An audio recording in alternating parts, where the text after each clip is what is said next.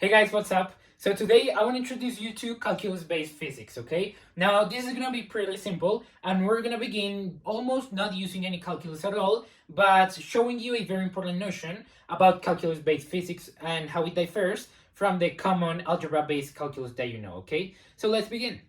So now in calculus-based physics, all the time you're gonna be dealing with functions, okay? When you're using algebra to do physics, usually you only had equations and formulas that you could evaluate given some variables and some parameters. But in this case, we're gonna be using functions, okay? So you need to become familiar with using functions to represent the motion of an object, to represent the position, and to represent velocity, acceleration. When we're talking about kinematics, of course. Now we're gonna have more functions as we go along this calculus-based physics journey. But at the beginning, we're only gonna see functions that describe the kinematic variables that you know, which are gonna be position, velocity, and acceleration. Okay, so let's begin. Now, position in one-dimensional kinematics is gonna be we have two concepts. I would call it that. So we have a position function and a position vector. Okay, so we're gonna have a position function and a position vector. Our position function is gonna be x of t. So x is gonna be the variable that represents position, and it's gonna be a function of time. That means that as time moves, our position is gonna change. And we can say that x of t is simply gonna be any function in terms of x. So you could say in terms of t, I'm sorry. So you could say this would be, let's say t squared plus 10, okay? This could be a function that describes the position of a car, let's say, when it has an acceleration of 2, okay? And now how do I know that this function describes the motion of an object with an acceleration of 2? Well, if you take the second derivative of this function, you're gonna get 2, and the second derivative of position equals the acceleration, okay? That is an idea that you're gonna learn probably in the future, but for now, just keep in your head that the second derivative of position equals acceleration, okay? And if you already know some differentiation rules, well, you know that the derivative of a constant equals 0, the derivative of this will be 2t, and the derivative of 2t equals 2, okay? So we get an acceleration of 2. So now this is gonna be the position function. This position function, it could look, so this would be a parabola. So let me actually make the graph. It's gonna be something like this. Yeah, that's better. And something like this. Yep. Now let's say each of these squares is gonna be 10, not 5. 5, so that we can say that this is gonna be 10. Okay. Now t squared, we know that is gonna be a parabola that points upwards. So it's gonna be something like this. Okay. Now we know that this function, we can say that it's only gonna be defined for values, for positive values of t. So we could say that t is going to be greater than 0. And that would allow us to eliminate this portion of the parabola, okay? So you would no longer consider this quadrant. Now, this function, it's pretty cool to see because this shows you that, and of course this would be position, and this would be time. So now this graph, it shows you that as time moves, you're going to change your position faster, okay? And if you change your position faster, well, that means that you're gonna have a steeper graph. You can see that if you create a line over here, well, the slope on this point is not gonna be as steep as if you took this slope on this point. Okay, on this point is basically gonna be a straight line that is gonna point upwards. So now this is a pretty important idea about the position function. Usually, depending on the algebraic expression that you have for this function, you can extract a lot of information about the motion of an object, okay? And you do that by taking its derivatives. So now I'm gonna erase this graph from the board. So now we know that if we take the second derivative of the position function, we call that x prime, okay? So now x prime of t, we know is gonna be 2t, okay? The derivative of 10, it's a constant, so equals 0. Now this graph, what it's showing you is the velocity, okay? So remember that the idea of a derivative is to find how a variable changes with respect to another variable. In this case, if we find how much our position is changing, which is what we say is x prime, so remember, we define x prime of t to be equal to the limit as delta t approaches 0 for our function x of t plus delta t minus x of t, okay? And all of this divided by delta t. In this case, you're seeing the change in position. You can write this as the limit as delta t approaches 0 for delta x over delta t. So remember, velocity is going to be the change in position over time. And if you're trying to see the instantaneous velocity, the average velocity is this expression without the limit, but the instantaneous velocity is going to be the change in the position function, which is going to be this expression over here. So say you have, I don't know, t equals 0, so that would be 10. That would be like your base point. And then let's say the second point that you have, well, no, actually, if you have t equals 0, the derivative of that, it would just simply be 10, okay?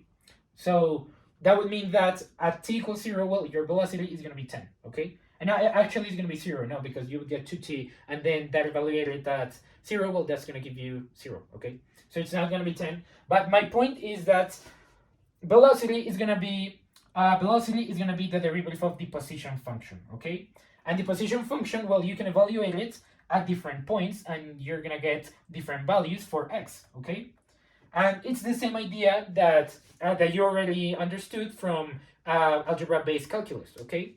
The change in position over time. And we're doing the same thing here, but now we're using the definition of a derivative. Okay, so now this would be it for velocity and position.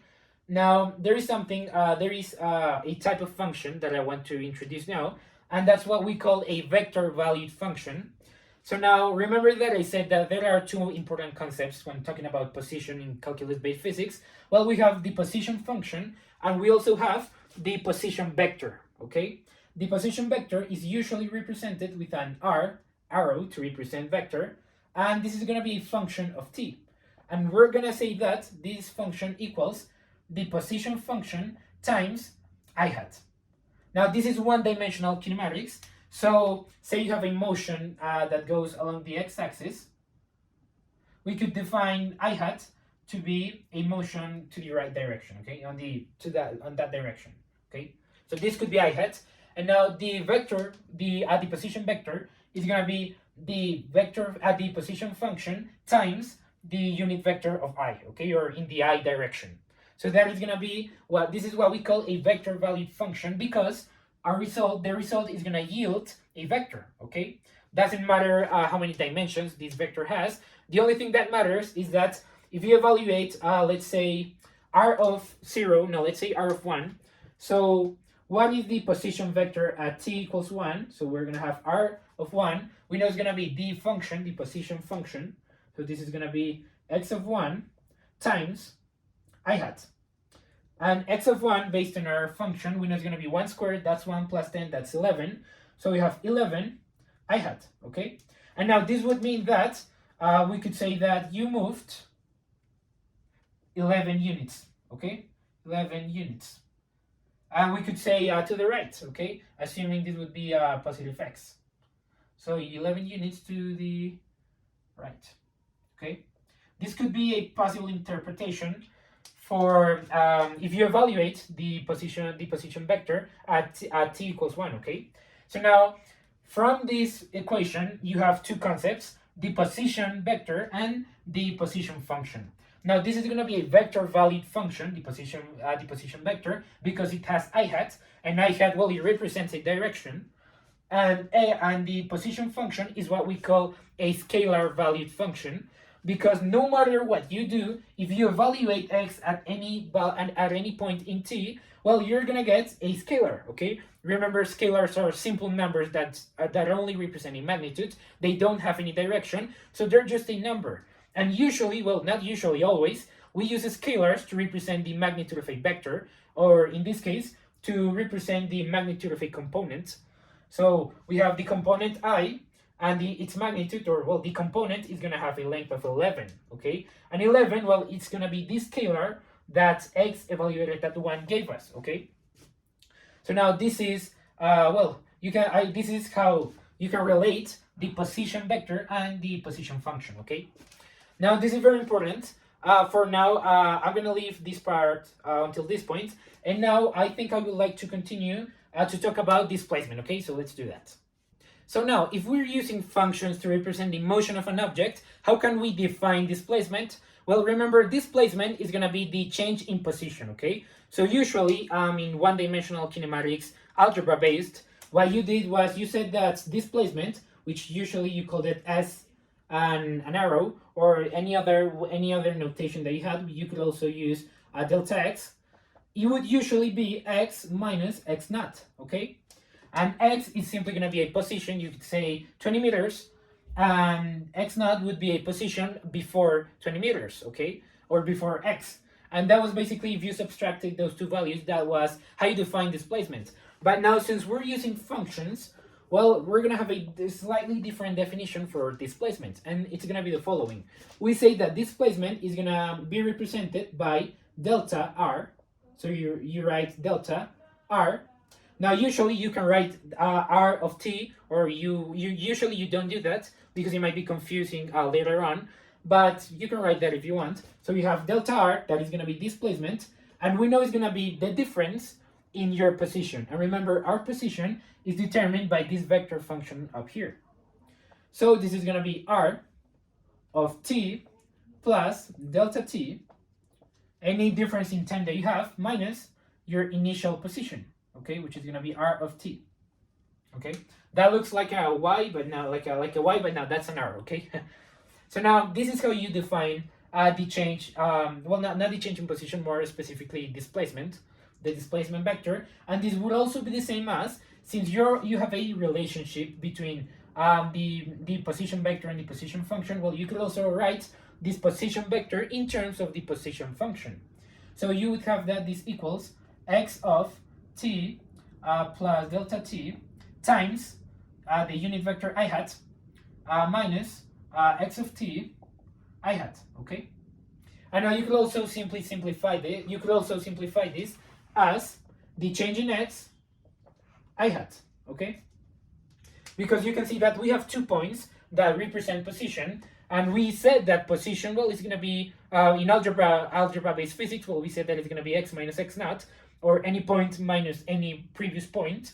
And here we have a point and a previous point, and both of them are multiplying I hat, which is going to be our unit vector in the, well, in one-dimensional kinematics. In a one-dimensional system, is going to be our unit vector.